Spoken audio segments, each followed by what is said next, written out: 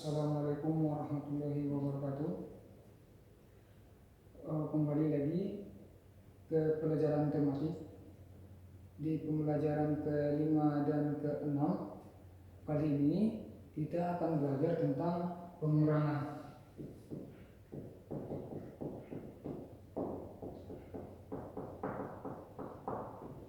Lihat. Namun sebelum kita belajar tentang pengurangan, Bapak akan kembali mengulang pelajaran-pelajaran yang sudah lewat. Yang pertama, apa saja itu makhluk hidup. Makhluk hidup ada dibagi 3. Yang pertama adalah manusia, yang kedua hewan, yang ketiga adalah tumbuhan. Apa ciri-ciri dari makhluk hidup tersebut? Ciri-ciri dari makhluk hidup ada 6. Yang pertama adalah bernapas. Bernapas ketika kita menghirup udara atau menghirup oksigen dan mengeluarkan karbon dioksida. Sedangkan yang kedua bergerak. Ini dia bergerak.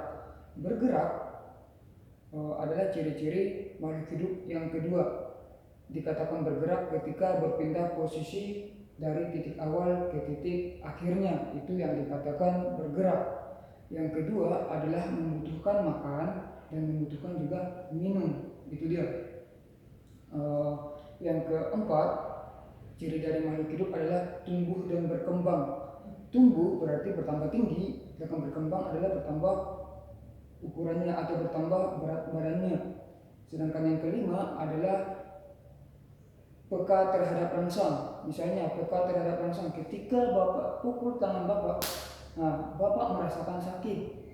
Ketika Bapak merasakan sakit, berarti Bapak peka terhadap rangsang. Atau Bapak merasakan lapar, rasa lapar yang Bapak rasakan juga termasuk peka terhadap rangsang. Juga misalnya Bapak merasa haus, Bapak ketika merasa haus juga termasuk dari peka terhadap rangsang.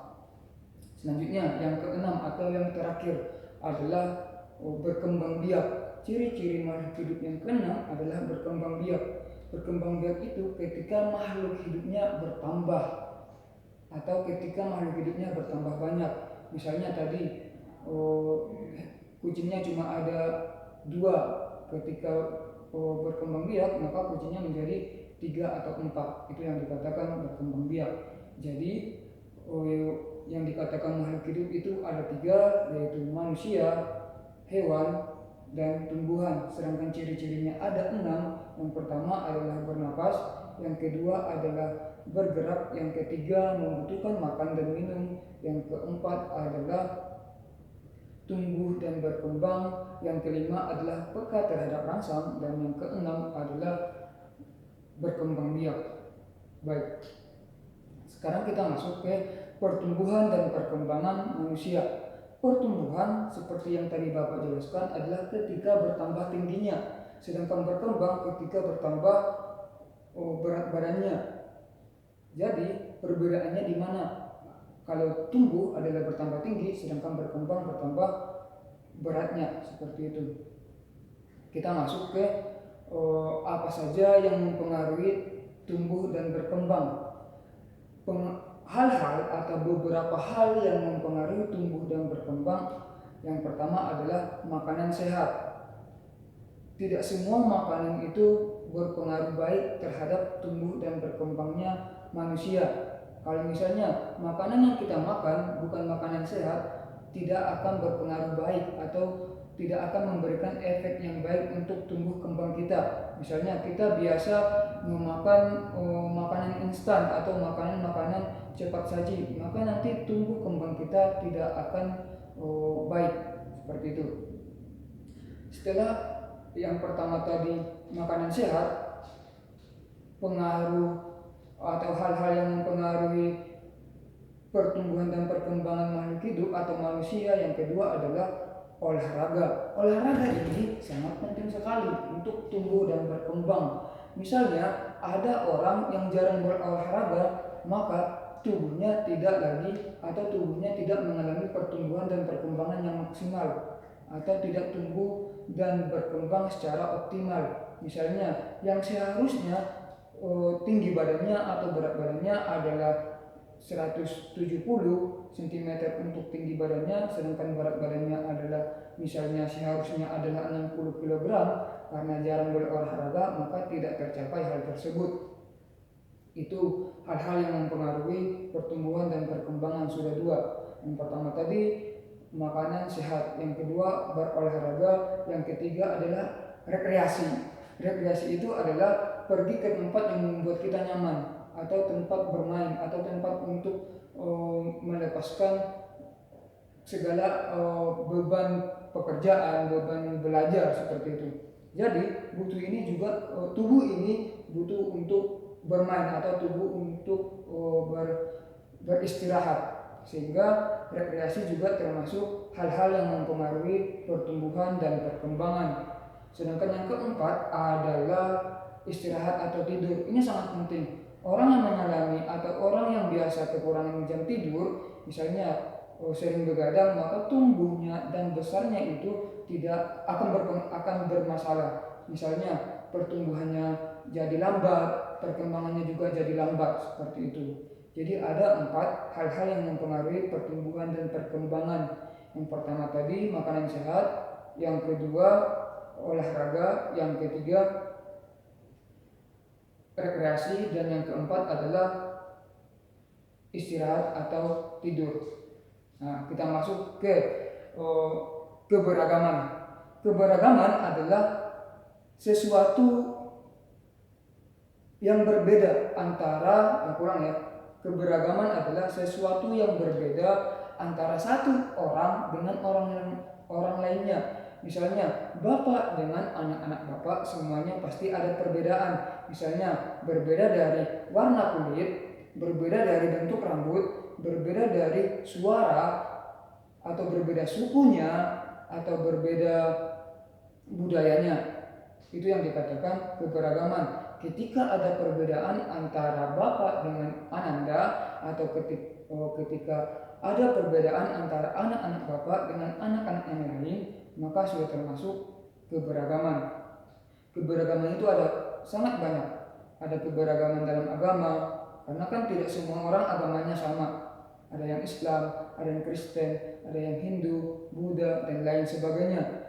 Selanjutnya ada perbedaan suku. Ada yang misalnya suku Jawa, ada yang suku Betawi, ada yang suku Sunda, ada yang suku Bali, ada yang suku Padang, ada suku Batak, seperti itu. Dan yang ketiga, contoh dari keberagaman adalah keberagaman bahasa. Bahasa di Indonesia kan sangat banyak. Ada bahasa Sunda, bahasa Jawa, dan lain sebagainya.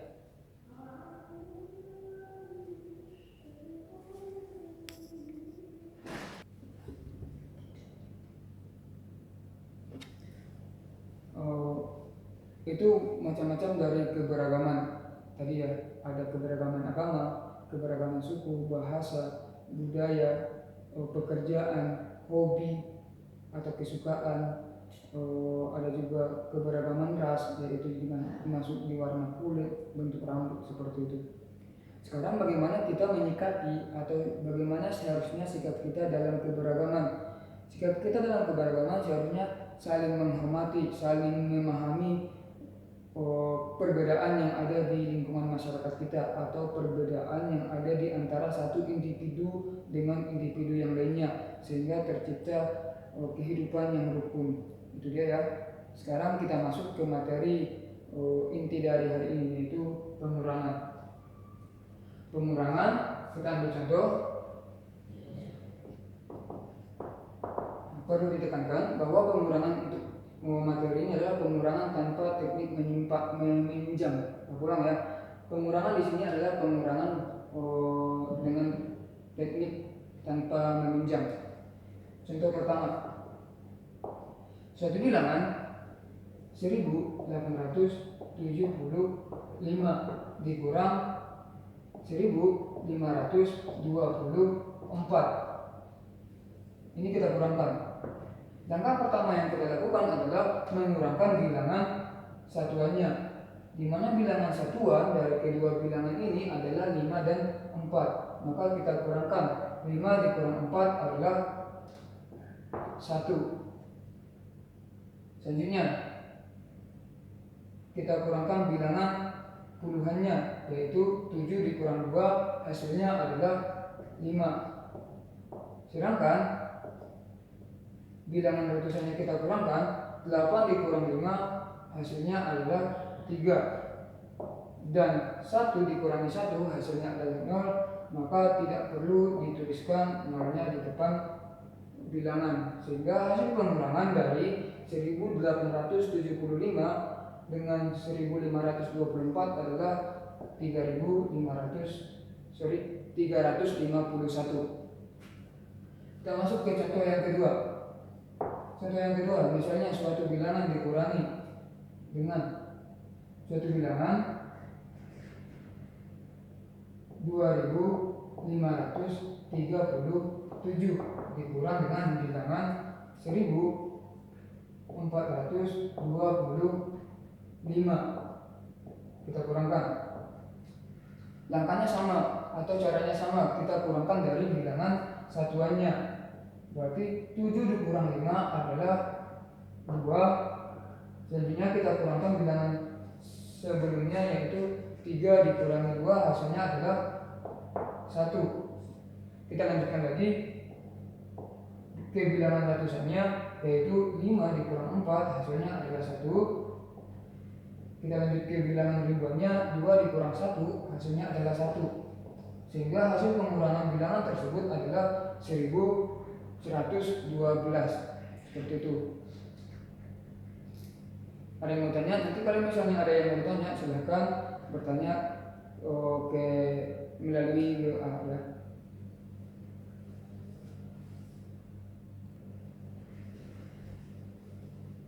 Kita masuk ke contoh yang ketiga, yaitu bilangan 4576 dikurang dengan 2254. Caranya masih tetap sama, yaitu kita kurangkan dari bilangan satuannya, yaitu 6 dikurang 4 hasilnya adalah 2. Kemudian kita melangkah ke bilangan puluhannya, yaitu 7 dikurangi 5 hasilnya adalah 2.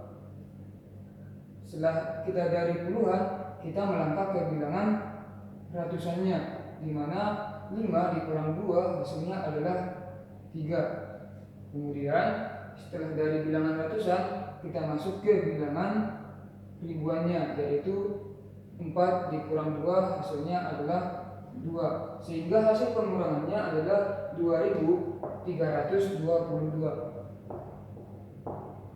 Masuk ke contoh yang keempat, yaitu bilangan 9831 dikurang 5400. Kita kurangkan dari satuannya terlebih dahulu.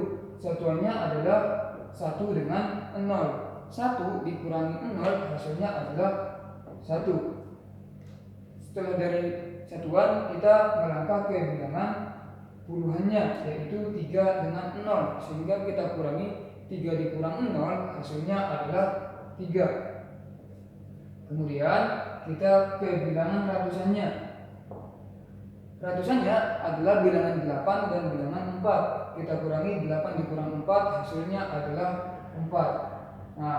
Setelah itu baru kita ke bilangan ribuannya. Bilangan ribuannya adalah 9 dan 5. Maka 9 dengan 5 jika dikurangi hasilnya adalah 4. Sehingga hasil pengurangan bilangan tersebut adalah 4431.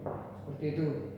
Bapak yakin pelajaran ini sudah pernah dipelajari dan anak-anak Bapak semua sudah paham dan sudah mahir dalam pengurangan.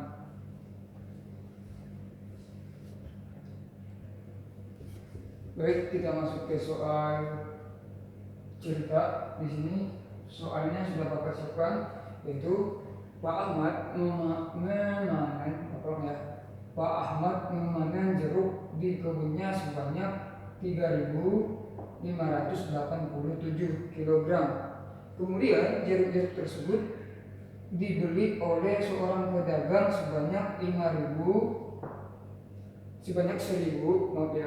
Kemudian jeruk-jeruk tersebut dibeli oleh seorang pedagang sebanyak 1.530 kg. Pertanyaannya, berapa sisa jeruk Pak Ahmad? Berarti kita, karena dia ditanya sisa, berarti kita kurangkan. Kita jawab di sini ya. Tadi jeruknya adalah sebanyak jeruk Pak Ahmad sebanyak 3.587 kg.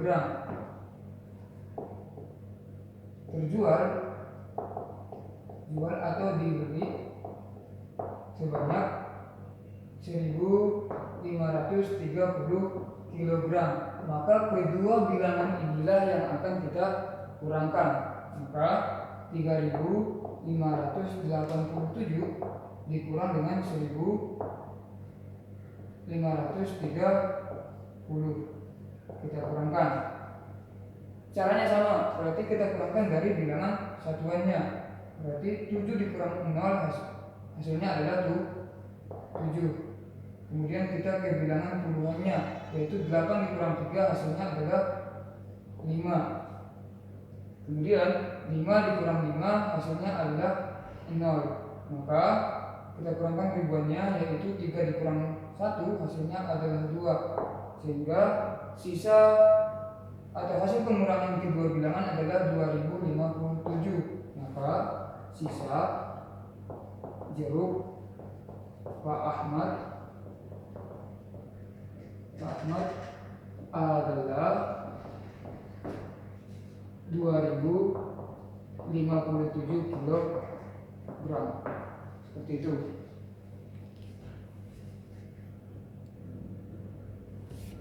Baik, kita masuk ke contoh yang selanjutnya, masih tentang soal cerita. Di sini soalnya adalah Ibu Siti berjualan kain sebanyak 1.250 lembar. Kemudian kain-kain tersebut sudah terjual sebanyak 1.140 lembar. Yang menjadi pertanyaannya, berapa sisa kainnya Ibu Siti? Ya kan, berapa sisa kain Ibu Siti? Maka karena yang ditanya adalah sisa, maka akan kita kurangkan. Jadi jumlah kainnya kita jawab di sini. Jumlah kainnya adalah 1.250. Terjual sebanyak 1.140 lembar. Maka kedua bilangan inilah yang akan kita kurangkan. Berarti 1.250 dikurang 1.140. Maka kita kurangkan. Cara pengurangannya pun masih sama, yaitu dimulai dari bilangan satuannya, yaitu 0 dikurang 0 hasilnya adalah 0. 5 dikurangi 4 hasilnya adalah 1. Kemudian ke bilangan selanjutnya, yaitu 2 dikurang 1 hasilnya adalah 1. 1 dikurang 1 hasilnya 0. Karena hasilnya 0, maka tidak perlu dituliskan. Maka hasil pengurangan kedua bilangan adalah 110. Maka sisa kain Bu Siti adalah 110 lembar. Seperti itu. Nah, ini adalah cara pengurangan tanpa teknik meminjam. Berarti pengurangannya tidak boleh ada yang meminjam atau bilangan yang dikurangkan itu lebih kecil daripada bilangan pengurangnya. Seperti itu ya. Bapak rasa untuk materi hari ini cukup sampai di sini. Jika nanti ada materi atau pertanyaan bisa ditanyakan kepada Bapak secara langsung melalui WA. Dapat? Bapak rasa cukup sampai di sini. Demikian saja, kita tutup dengan doa kafaratul majelis. Subhanakallahumma wa bihamdika asyhadu an la ilaha illa anta astaghfiruka wa atubu ilaik. Assalamualaikum warahmatullahi wabarakatuh.